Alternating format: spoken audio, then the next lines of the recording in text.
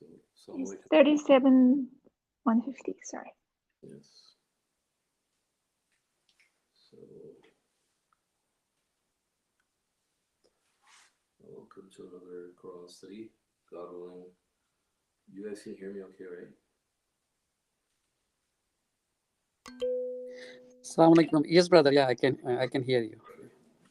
So today we'll be reading from Surah 37, verse 151. Let's all seek refuge in God from sin and the rejected. A'udhu billahi minash shaitanir rajeem. Bismillahir rahmanir rahim. Indeed, they grossly blaspheme when they say, God hath begotten a son. Indeed, they are liars. Did he choose the girls over the boys? What is wrong with your logic? Addressing the disbelievers, why do you not take heed? Do you have any proof? Show us your book if you are truthful. They even invented a special relationship between him and the jinns. The jinns themselves know that they are subservient. God be glorified, far above their claims. Only God's servants who are devoted to him alone are saved. Indeed, you and what you worship cannot impose anything on him. Only you will burn in hell.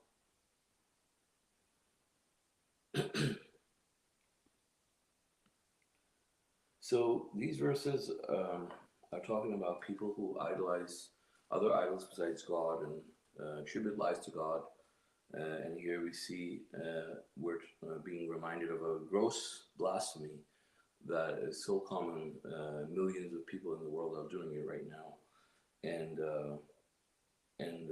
you know, it is when they say that God has begotten a son. So as if, you know, God would need a son for any reason. And I mean, then also, you know, they say that God, you know, has angels as daughters, and you know, they're lying about God because, I mean, why would God even if God chose the angels as daughters? I mean, if you don't choose daughters, you know, for yourselves, then why would you think that God would choose girls over boys? And then, you know, God is rhetorically asking these people, you know, like, what is wrong with your logic? Why do you not take heed? Do you have any proof? Show us your book if you are truthful.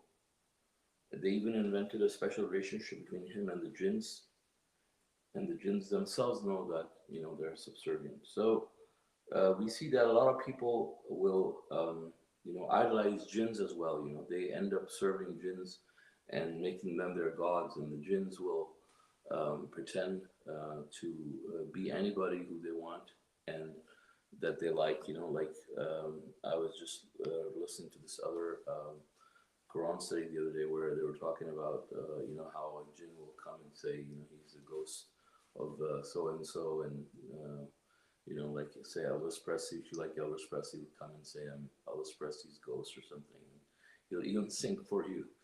But thing is that, you know, these people end up you know, serving them, and they lie and, you know, say whatever these people want to hear, and then basically end up suffering because of it. So um, so then God says that indeed you and what you worship cannot impose anything on him. Only you will burn in hell. So these are the people that will burn in hell for lying about God. You know, if you end up making lies about God, you know, it's God's system that you're going to pay for it. So these people will pay for lying about God. The angels. Each one of us has a specific job. We are the arrangers. We have duly um, glorified our Lord.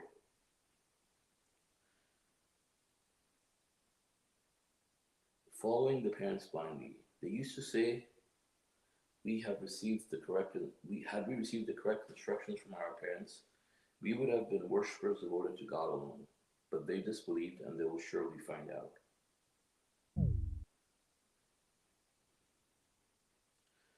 So the angels, so the title of this chapter is the arrangers, and God says the angels, they are the arrangers, and they have specific jobs, you know, and um, each one of these angels, they never sided with Satan.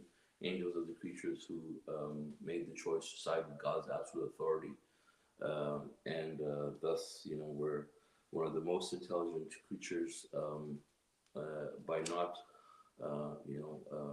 falling prey to Satan's suggestions that he could be a god besides God, and they remain devoted to God alone. So each one of these angels, they have specific jobs. Even in this world, when God created this plan, these angels were given specific tasks to carry out in order for God's plan to execute. And so this is what it's referring to.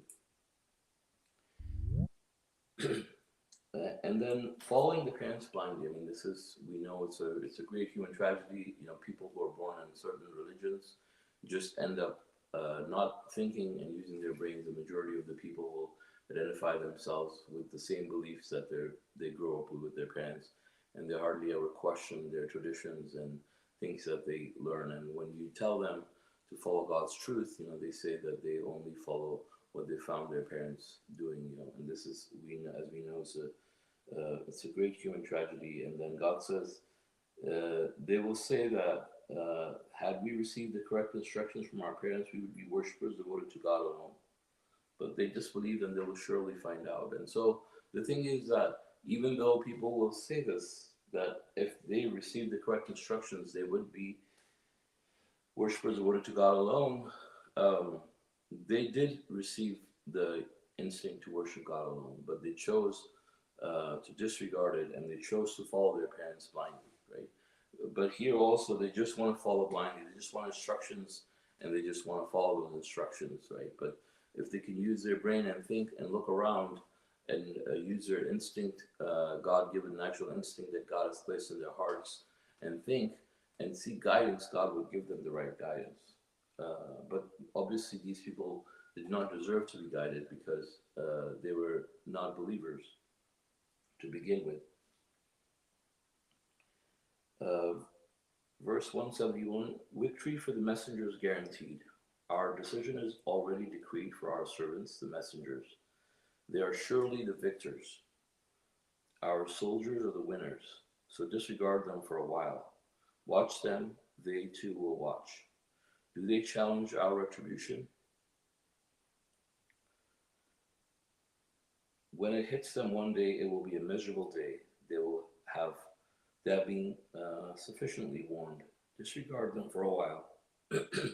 Watch them, they too will watch. Glory be to your Lord, the great Lord, far above their claims. Peace be upon the messengers. Praise be to God, Lord of the universe.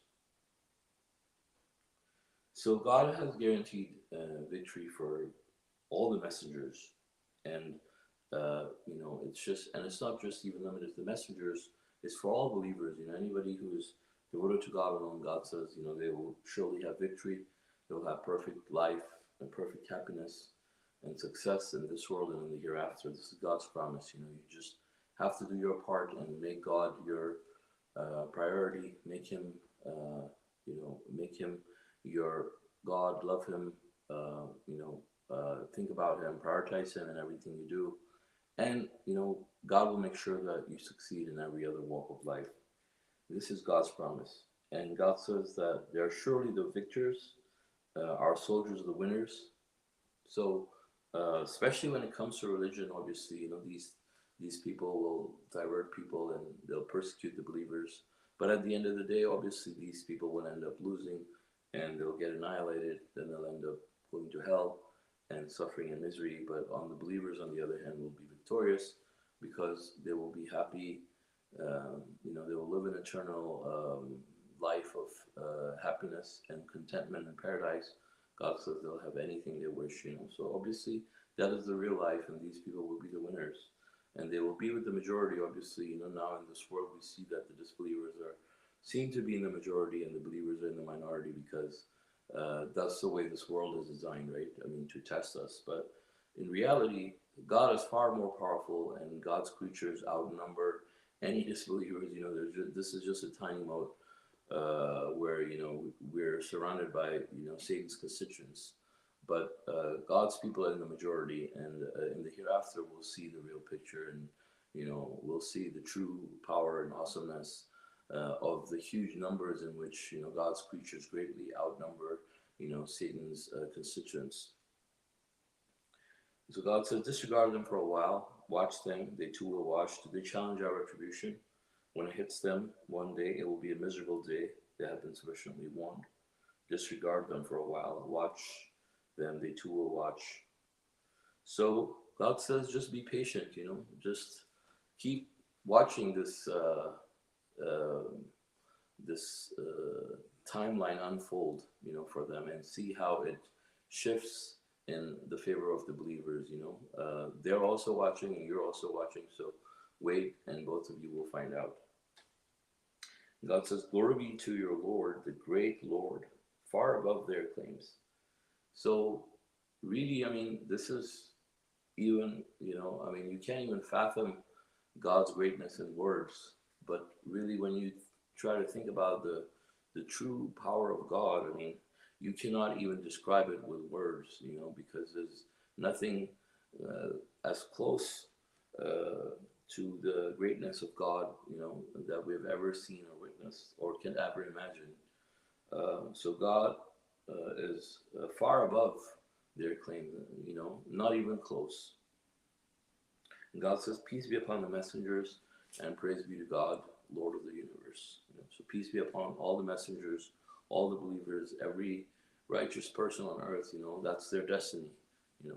But that doesn't mean that you selectively send peace to different messengers while ignoring other messengers, right? So this is different. This is saying that God blesses all the messengers. So there's peace in all of them. And praise be to God, Lord of the universe. Surah 38, excuse me. Surah 38, S, Sad. In the name of God, most gracious, most merciful. Sad, S, Sad, and the Quran that contains the proof. The footnote says the initials Sad occurs in surahs 7, 19, and 38, a total of 152 times, or 19 times 8. See Appendix 1. So if you see Appendix 1, you can see some of the tables where it talks about the initial Sad and the occurrence of these initials, and how they're intertwined to create multiples of 19. And you can see in the Appendix 1, for example, tables like table 11, table number 10, etc. So all of these tables are very specific about these initials. So I'm just going to read part of Appendix 1 on page 380. It says, Sad. This initial prefixes 3 surahs, 7, 19, and 38, and the total occurrence of letter S, Sad, in these 3 surahs is 152, or 19 times 8, table 2. It is noteworthy that in 769 the word Bastatan is written in some printings with a Sad instead of a Sin.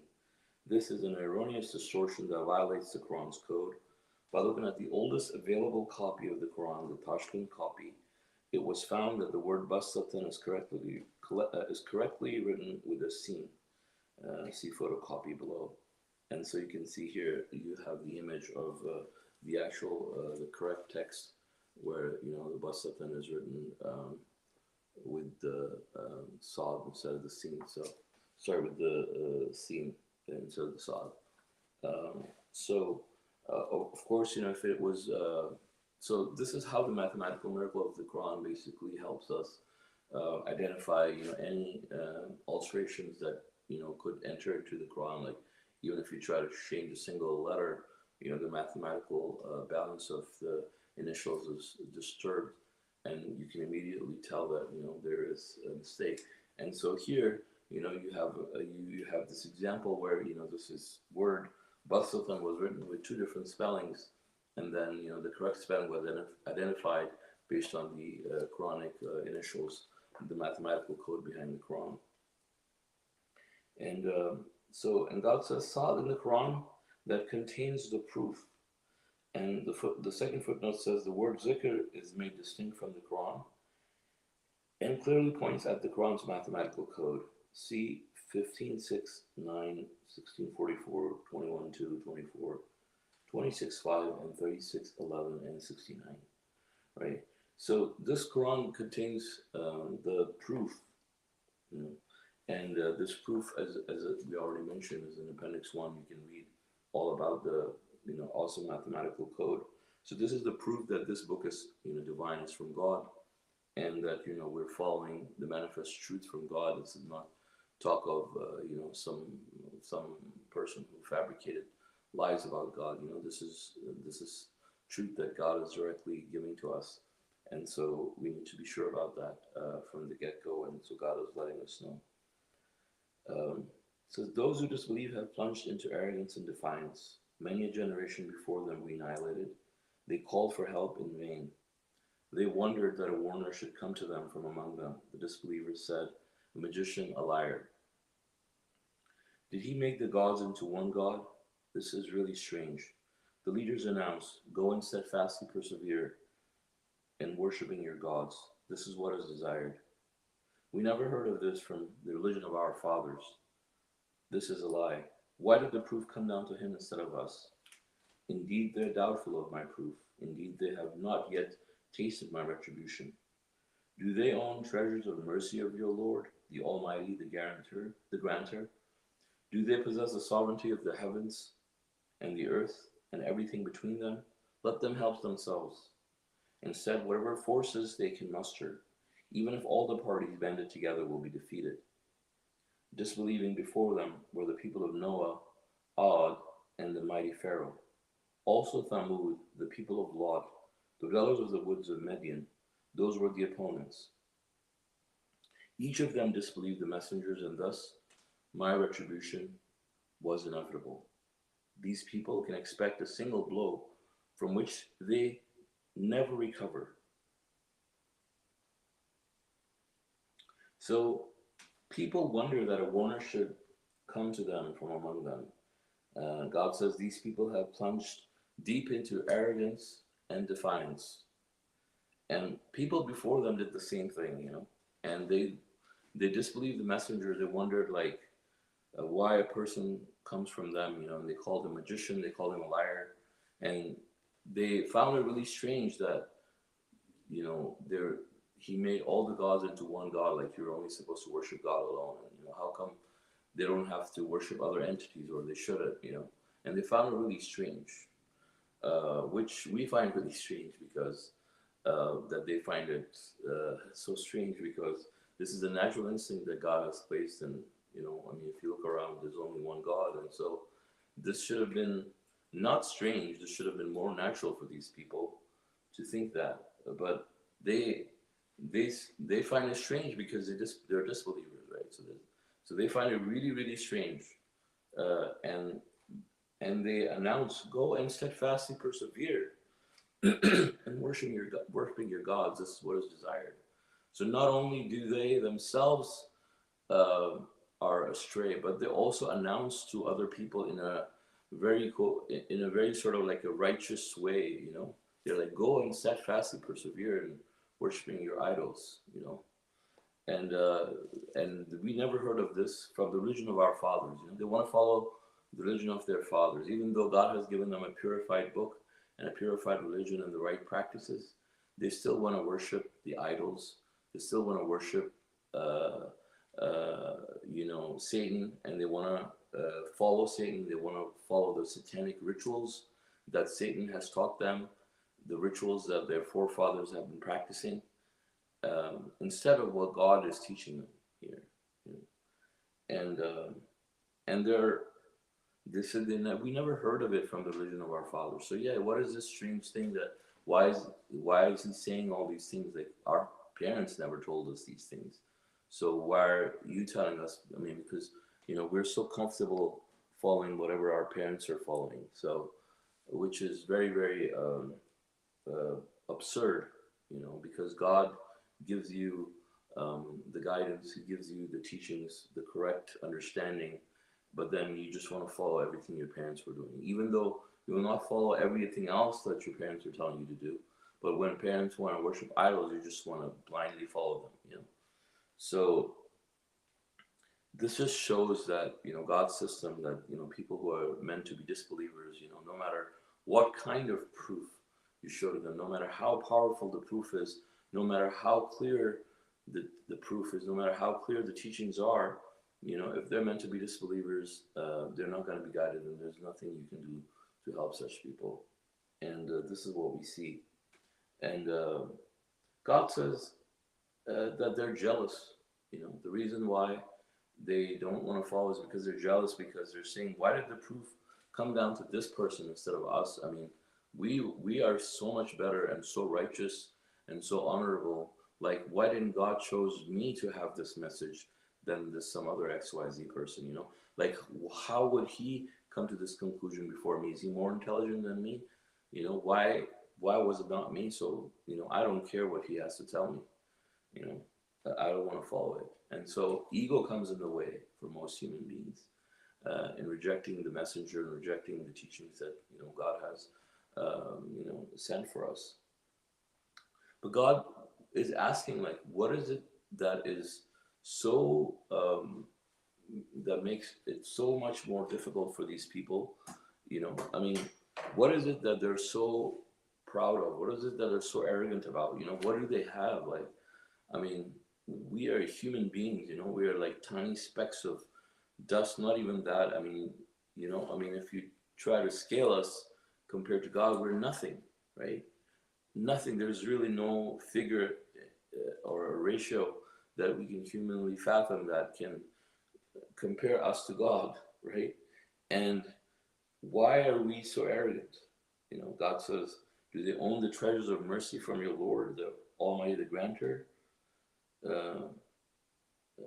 Do they possess the sovereignty of the heavens and the earth and everything between them? Let them help themselves. God says, whatever forces they muster, with whatever parties they may band together, they will be defeated. And God gives examples of all these communities in the past where all these people were idol worshippers and defiant, arrogant people who tried to fight the message, tried to fight the believers, tried to show that they were more powerful and more mighty and more wealthy and greater in number. All these things that we see today, and people, when you give them the message, they look down on the people who give them the message because they find them greater in number, they find them more powerful, the illusion of it, and they will not take heed. Even people with all these false religionists, idol worshippers. I mean, they're, they have a lot of money and they are great in numbers. And so when you try to present them the message and worshiping God alone, and they look down on you like, who do you think you are? You're so intelligent. And what about all these other people that are there? And, God has given us so much wealth and so much blessings. And you think like you know better, and we must be doing something right, and this is called wishful thinking, and this is the illusion of this world that these people are trapped in. I mean, nobody was as wealthy and powerful as Pharaoh when God sent him Moses as a messenger who could barely talk, with a speech impediment, and with all his power. I mean, he ridiculed him and made fun of him, but at the end, God made him a loser. And that's true for all of these people. I mean, all of the communities, any individual who comes to this world, I mean, the basic idea is the same, I mean, the story, the circumstances may vary, but, they just have a miserable end, and they suffer at the end, and they regret their whole life, basically, which is, very, very hard to imagine, and it's very sad for these people, that God allows them such a wonderful chance, such a great opportunity, to a chance to fix and reform, repent and reform and fix your life. I mean, with God, and start over, you know. But these people, they waste their chances with all this arrogance and defiance and egotistical defiance that, you know, is just very stupid. God says, disbelieving before them of the people of Noah, Og, and the mighty Pharaoh. Also Thamud, the people of Lot, the dwellers of the woods of Midian, they were the opponents. Each of them disbelieved the messengers, and thus my retribution was inevitable. Now we see that it talks about, for example, the people of the Lot and the dwellers of the woods, they were cheaters, and the people of Lot, they were homosexuals. And I mean, all these people we see here now, you know, these are the most arrogant people here. You know, if you tell homosexual, for example, that what they're doing is wrong, I mean, they get so arrogant and so defiant, you know, and so quote unquote offended, you know, by that. And same for the people who cheat. I mean, they look at you like, you know, who you think you are, and you know, they have the right to live their life whatever way they want. If they want to cheat, they want to cheat. They just want money, whatever way it comes their way. I mean, they think it's smart. You know, people cheat each other left and right, and they think it's smart. They think it makes them more intelligent, that they can fool other people, you know, and trick people. Um, but you know, in reality, they're just hurting their souls and nothing else. And in the end, there's just going to be more regret and unhappiness coming their way. And God says these people can expect a single blow from which they never recover. They challenge our Lord. Why do you not rush the retribution for us before the day of reckoning? So people will actually challenge you with the audacity that they will disbelieve, and they will say, you know, okay, if you're right, why doesn't just God hit me now? You know, and I actually, one person actually even told me that to my face once. So God says, be patient in the face of their utterances, and remember our servant David, resourceful, he was obedient. We committed the mountains in his service, glorifying with him night and day. Also the birds were committed to serve him.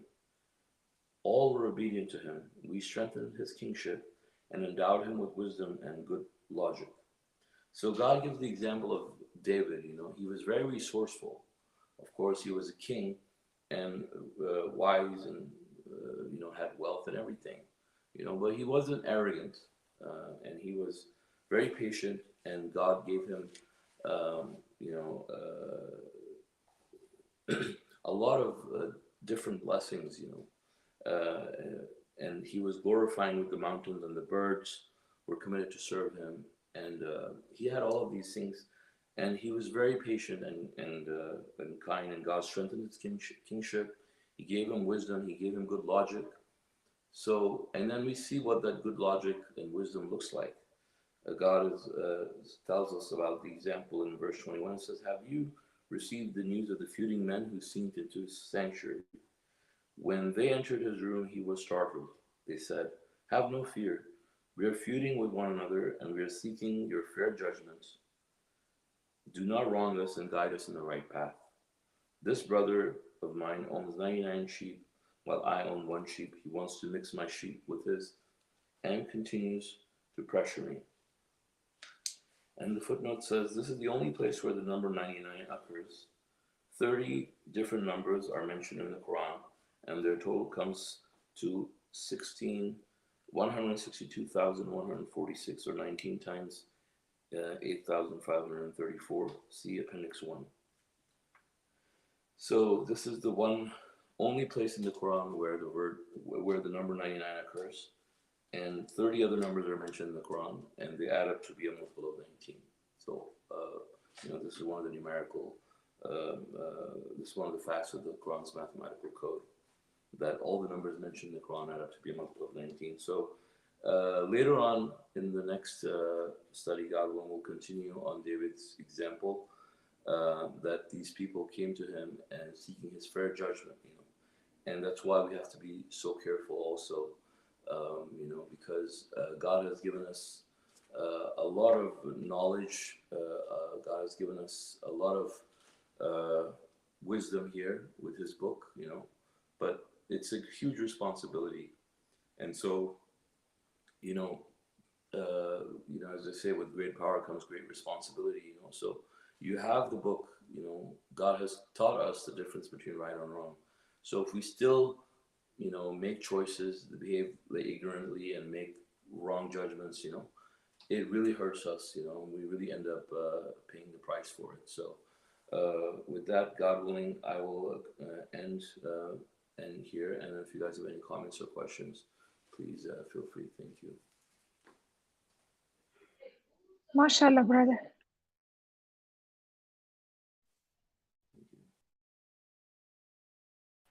Yeah, mashallah, praise God.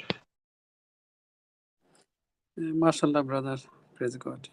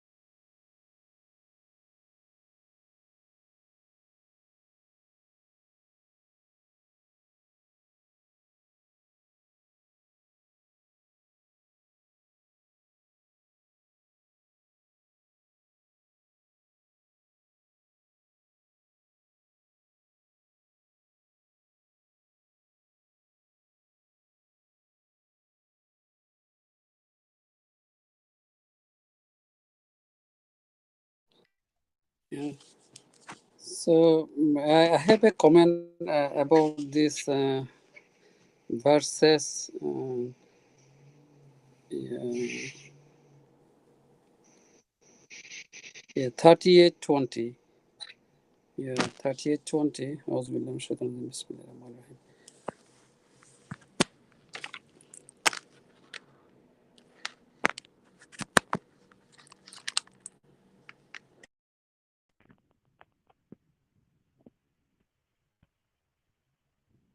We strengthen his kingship and endowed him with wisdom and good logic.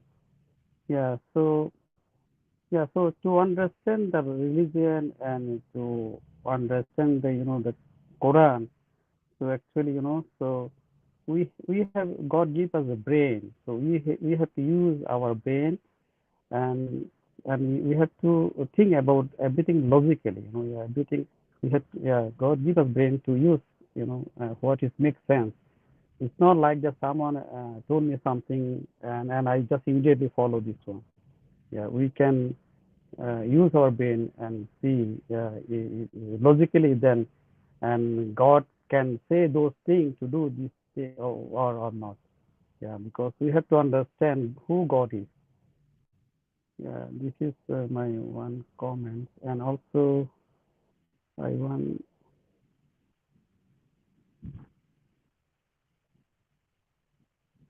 yeah, 38:14. Each of them disbelieved the messengers, and thus my retribution was inevitable. Yeah, so throughout the history, if we read the Quran, actually believing the messenger and believing the true message is not easy. Most of the people always, you know, fail to understand and the true message.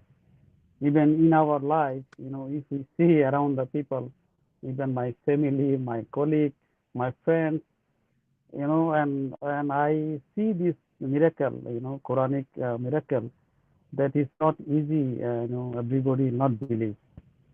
Yeah, it's example like even my when I became a submitter and I am, telling, my family, my friends, whatever to whom I can reach, like, and but they when I tell them, they listen, and sometimes the people they say, okay, it makes sense, but still, they are not, taking seriously. And about my mother, my father already died before, like almost 10 years, more than 10 years. But my mother almost 70 years. So, she used to believe, that other stuff. And I told her so many times. But now I see if I say, like again and again, and she become upset. So I don't know actually what will happen to her. She is not, taking the message seriously. And now I don't tell her too much because I see her face, and she she feels like she feel upset when I just try to explain things again and again. So actually God will guide, so. And even my wife also the same thing, from 2 3 years now. Even though she is a Sunni Muslim, practicing Muslim, wear the hijab, all these things, praying 5 times Salah, but all these things, it not make sense to her. And what I found them that they are not thinking logically, they are not take, they are not taking seriously. And I every time I talk to them, I am giving the logic. You see this thing, this, and they are not taking heed. And also in the submitter community, Satan is working, now in the submitter community, and there is so many messenger claim so many messenger, and between the submitter, they believe this thing, and they are adding so many things. I think Satan, yeah, Satan is working, against the submitter now, like circumcision issue. And whatever you give them the logic, some people still are going, here and there, they will bring so many things. Okay, if you read the Bible over there, you can see there is some circumcision, and Messenger of Covenant, he wrote somewhere this about circumcision, and even he spoke about the circumcision, but he never condemned the circumcision. And so many are, point they are, bringing, and it looks like, Satan is trying to add something in the religion, like the previous generation. Yeah. So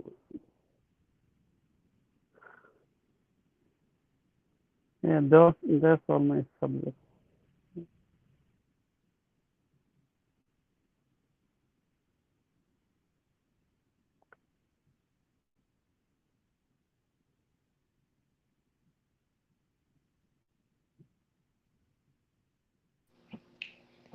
Yes, brother. I mean, the thing is that um, if they say that he never condemned it, like he condemned all religious innovations, he said, right? So he doesn't have to condemn each and every one individually. There's many others, for example, he doesn't condemn, right? Like he didn't even condemn the female one, right? Female one is even more obvious, but it doesn't mean that it's okay. I mean, there's many things. Uh, he simply gives us the formula that you follow the Quran alone, whatever's in the Quran, we follow that. These are the teachings, we follow that. Anything else, don't follow, right? So if now these people make up these excuses, yeah, I mean, go ahead and say whatever you like. But the thing is, on the day of judgment, these things are not going to be accepted. They think that they're making these excuses. No, he did. The messenger didn't. I mean, they're blaming it on the messenger, like the messenger didn't do his job. You know, the messenger clearly talks about. I mean, we went through each one of those facts individually, right? And so the messenger clearly talks about the covenant of Abraham, what it was, what his duties were. Quran clearly talks about it. And God says Clearly, all innovations are condemned. Whatever the religion was, we know exactly what teachings were given to Abraham. We have the Quran to confirm everything. So if these people say whatever they say, they're just fooling themselves at this point. So they're just basically ensuring their own failure.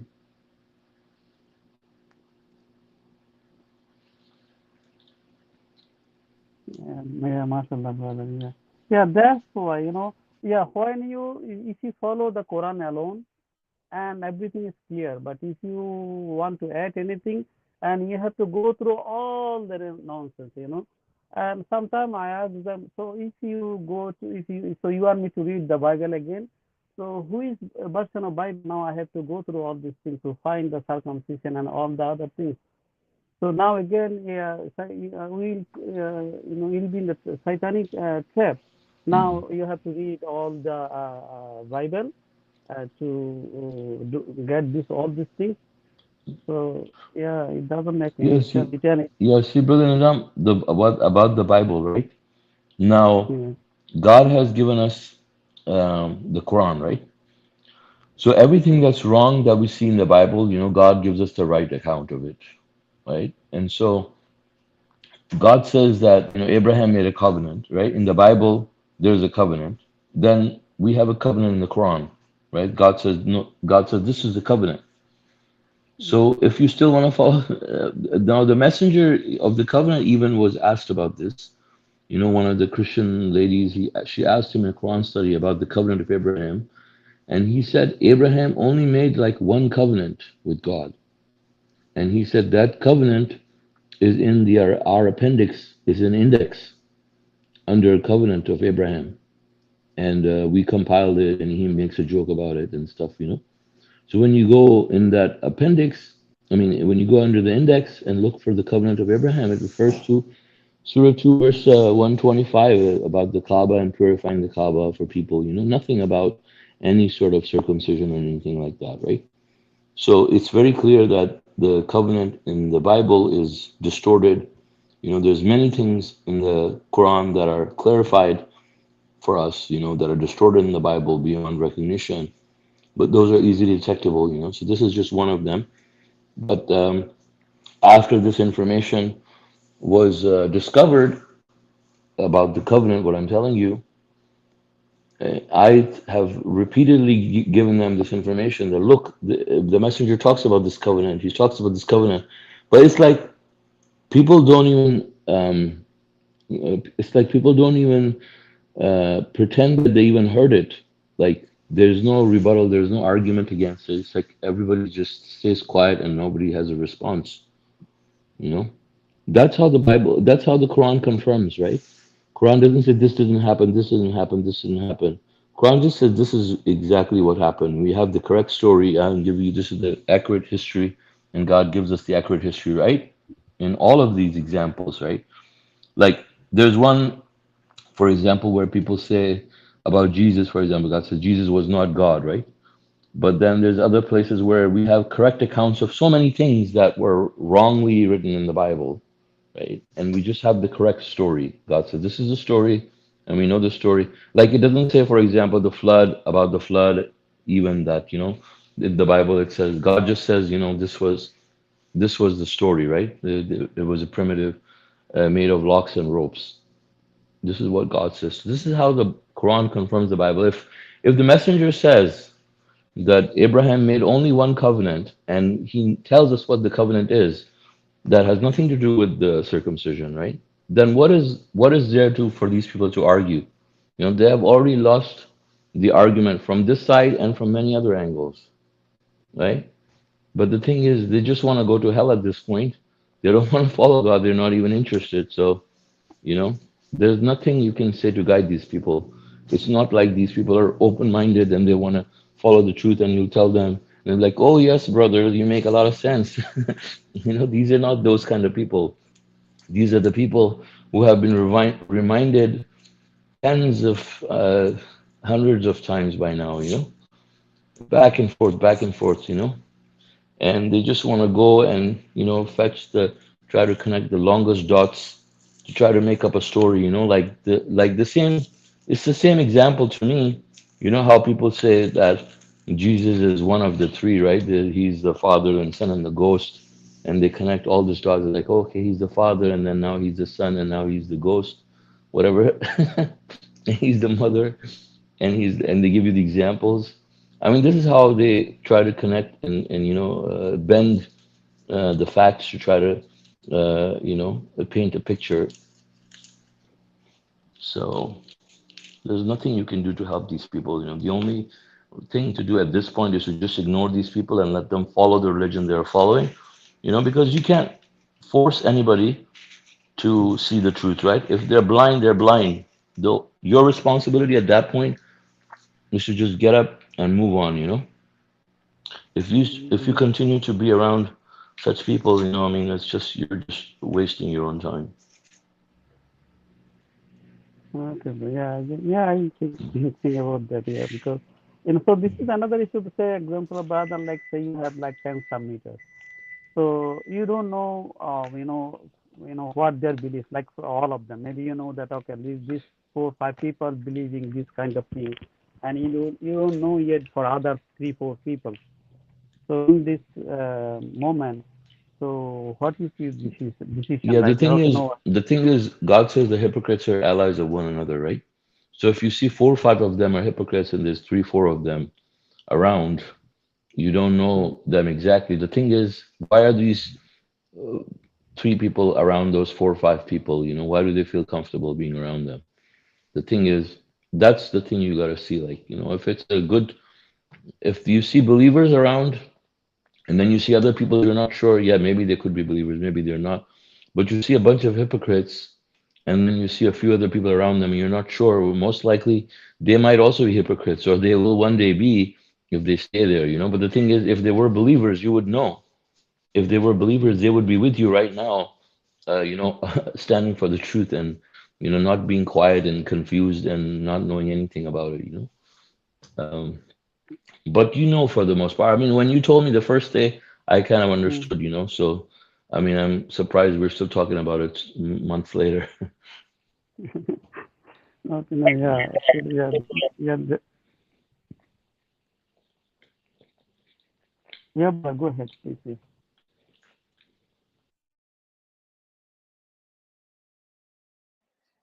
Brother Suleiman, can I ask a question? It's about like how we should treat a person who is like who has fallen in a like a trap. Okay, like consider like Edip's like 3 prayers. It's a trap, and so somebody is in that trap, and like what is the good way to treat that person? Like I mean, should be just like, of course, the Quran says like enlighten them, explain, and then if they insist, what's the correct way to behave, like to treat? Well, and just leave them alone.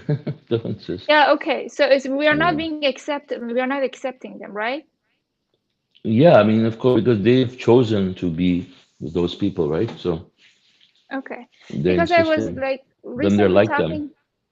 Yeah, recently I received a message from a submitter, and he said like some people accuse like other people of being disbelievers when they fall into these traps instead of helping them.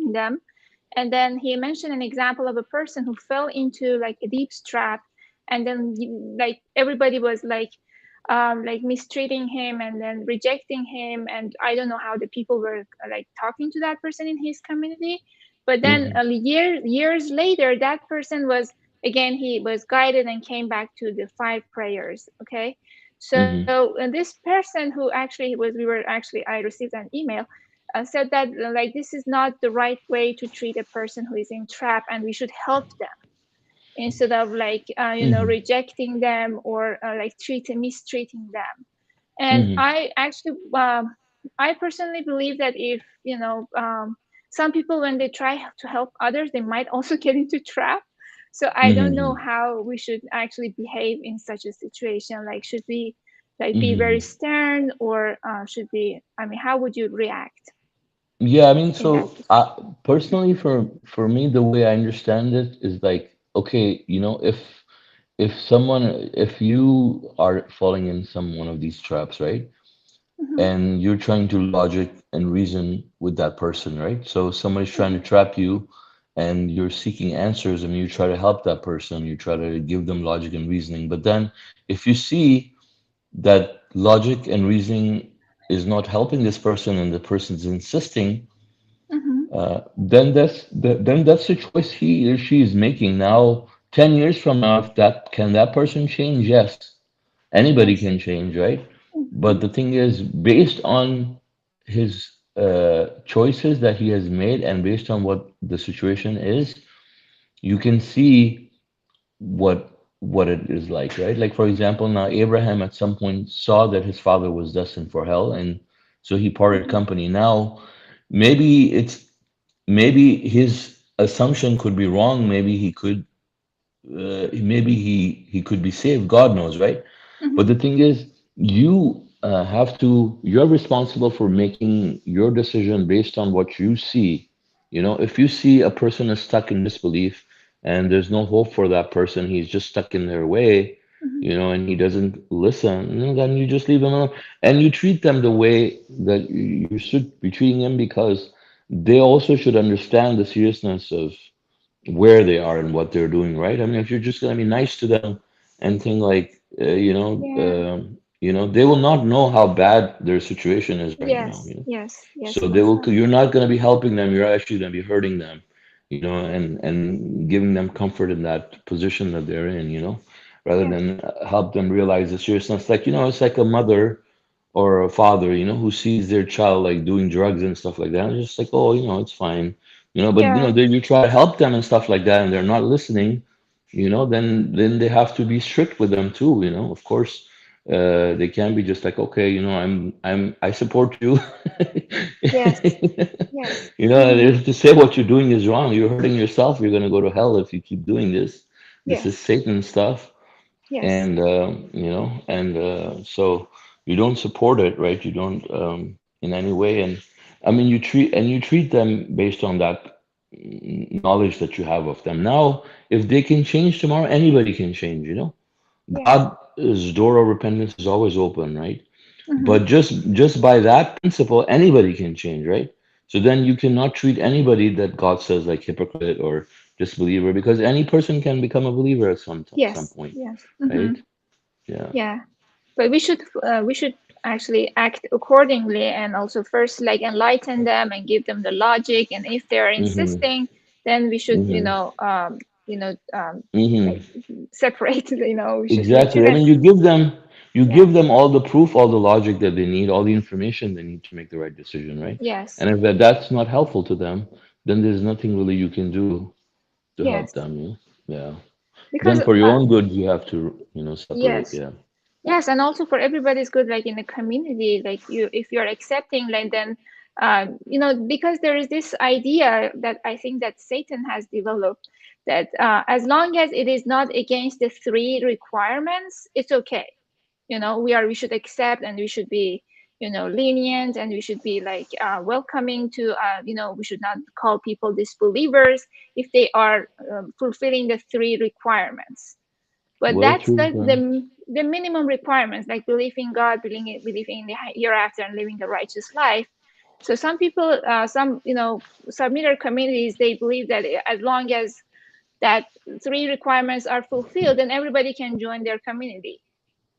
But we know that at the time of even Prophet Muhammad, years later after he died, they were Mm-hmm. also following the minimum requirements. Mm-hmm. They had that, but they added his Yeah. name to the Quran, and also they Mm-hmm. start injecting, like Satan starts injecting ideas little by little. And Mm-hmm. if we are like leaving the door open, God knows what happens. So that's what I heard, that a submitter who mashallah knows a lot, and based on the messages I received, also believes that as long as it's not against the three minimum requirements, then everybody is welcome to the community, a They don't submitter's even, community. yeah, they don't even understand what the three minimum requirement means. The Yes. three minimum requirements means that, people who don't have the information to make it to paradise, like, in Africa or let's say some Yeah. island, Yes. they were Yes. righteous, they led a righteous life, they worship God. At any point in time, they didn't have Quran, Quran wasn't there, but they followed the minimum requirements, they could go to heaven. These are the minimum requirements to go to heaven. But a person who follows, let's say, who follows all the requirements, let's say Mhm. not just the three minimum requirements, let's say, for example, he rejects Rashad, right? For Mhm. example, in the case of Adib, and he's a Yes, disbeliever. The Quran yes, clearly says this person is a disbeliever. So whoever's, saying this nonsense is just misguiding people, yes. So, a Yeah. person who, like, the first requirement is belief in God. So, whatever God says in the Quran is like Hmm. we should, a believer who is like a submitter who is fulfilling those should Hmm. believe like every word. And God says also, God says, believe the messenger. And the messenger says, do not believe anything that is not in the Quran. Hmm. Okay, so if we are like accepting people just for the sake of having people in the community while they are also believing other things outside the Quran, or also believe like in insurance and things like that, I don't think that the community could like enjoy the level of happiness that it could enjoy with those people unless they are guided. I don't know, Yeah, maybe I I'm. mean that's just a satanic Yeah, combination, basically, yeah. that you're allowing people to believe anything they want as long as they say they believe in God. I mean, this is like the the worst definition of submission, to say that, you can believe. I mean, believing in God means believing in everything God says, it, yeah. Being a submitter means you find nothing. In the Quran, Mhm. So what are these people even preaching? They have no idea. These people are so confused. I mean, Shima, these people have no idea. They're just gathering for like social function, face value, making friends, and oh, we're so nice, we're righteous. Let's hold hand and sing together. They have no clue, and they have miserable lives Okay. because of it. So these people obviously are not gonna be successful at the end, if they're Mhm. just going out there deceiving people and trying to sell this watered down message of submission. It's just like, yeah, you can even allow the homosexuals in your religion then, because they're also leading, quote unquote, leading a righteous life, following their minimum requirements, right? Yeah. So, and they do, right? This is the kind of people that have allowed this kind of stuff, Mhm. and I've heard about it. Like they're doing that in other countries, in Iran and Um, stuff, you know. So, submitters are doing that? yeah, yeah. Oh my They're God. like transsexual or some other kind of people in there also, and leading prayers and all that stuff. Oh my God. Okay. Yeah, yeah. I heard that one submitter, he married, he get married the like Christian, because his understanding is because she believe in God, she she do the righteous life, and yeah, this kind of thing. She has the meaning. She fulfill the three minimum requirements. So my understanding is, brother, I don't know if I think, yeah, with your understanding, that that is the universal. If the person fulfill the three minimum requirements, if you give them the message of the Quran, message of the Messenger of Covenant, so God will guide him or her, to this message. Hmm. She or he'll accept automatically, because Hmm. God sees their sincerity in their heart. Hmm. So of course Right. God will guide them. So Hmm. we can Hmm. like test them. They Hmm. fulfill the three requirement or not, Hmm. because we have the Quran, we have all these things. Hmm. It's not like Hmm. that. And okay, she's Christian, she's traditional Muslim, and she fulfill the three requirement, and we get married, and we can do everything with them. It's not like that, because as soon as they fulfill the three requirements, if they get the Quranic message, God will guide them to accept this Quran. This is my understanding. Hmm. Yeah, exactly. They will not find anything objectionable. They will not refuse any messenger. They'll not refuse any of God's teachings. But when we talk about the minimum requirements, we're talking about anybody from the time of Adam to the end of the world, who's coming, there's a minimum criteria for people to enter paradise. But that based on those circumstances also, right? Like, for example, believing in God at the time of Adam was very different than believing in God now, because we have so much more information that they need to accept, right? Or Mhm. they could reject potentially, because there is so much more information now. Say, someone who was a Muslim before he got the message about Rashad, right? Was a Muslim. He was a submitter. He could be, let's say, if he didn't follow any kind of idol worship. But then now that a messenger comes, as Rashad, for example, and he rejects it, right? All these people, they're quote unquote following the minimum requirements too, right? The Sunnis and the Shias. Then invite them into your congregation, your conferences also, right? Because they're also following these minimum requirements. There's so many Christians, idol worshippers, that are quote unquote following these requirements. And, but yeah, this is just satanic. Yeah, yeah. Yeah, the three minimum requirement I see this way. Say like people are living, say at Amazon jungle, Amazon, Mm-hmm. the Yeah. forest area, forest area, and they Mm-hmm. did not, they never received any messenger, Mm-hmm. and they have Mm-hmm. no Quran, and Mm-hmm. still they believe in God, and God knows their situation, circumstances, Mm-hmm. and this those kind of people, I think they go to Mm-hmm. the because they, yeah. Yeah. But Yeah. for us, we know we have everything, and we Mm-hmm. don't follow the Quran, we don't Mm-hmm. pray, we don't, and and fulfill the three requirements, Exactly. and this is not for us. This is for Mm-hmm. the universal Mm-hmm. thing, and that kind Yeah, of thing. exactly. Universal. Yeah. Mm.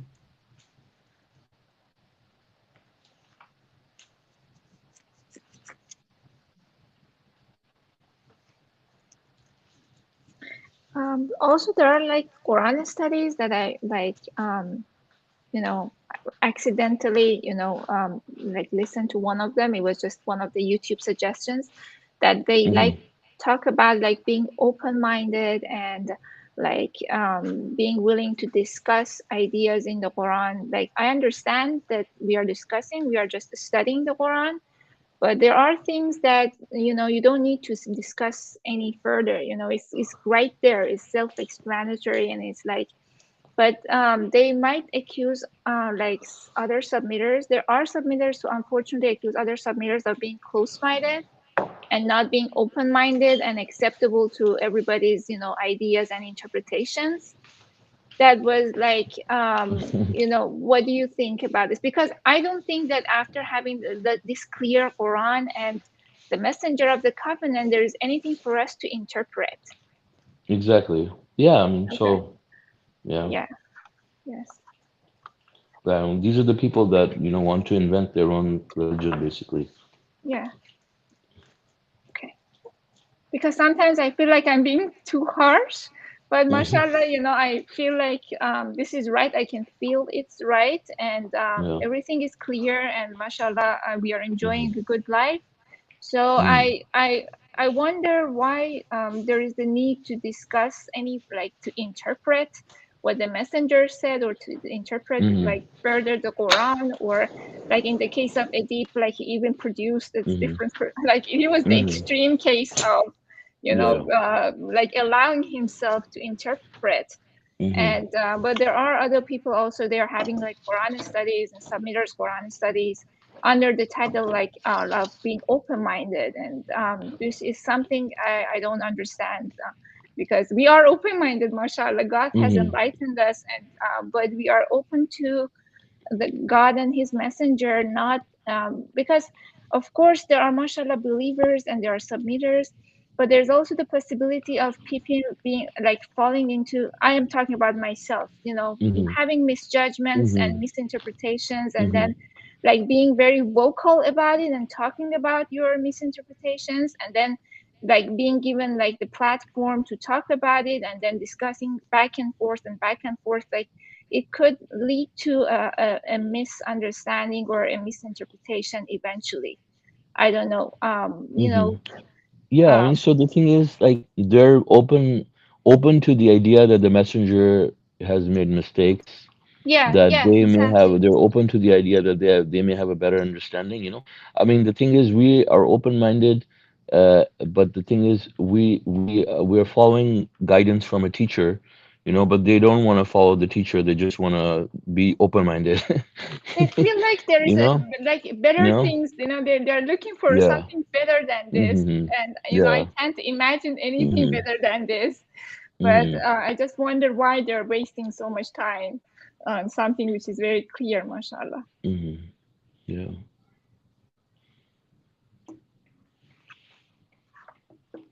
Okay, mashallah. Thank you. MashaAllah.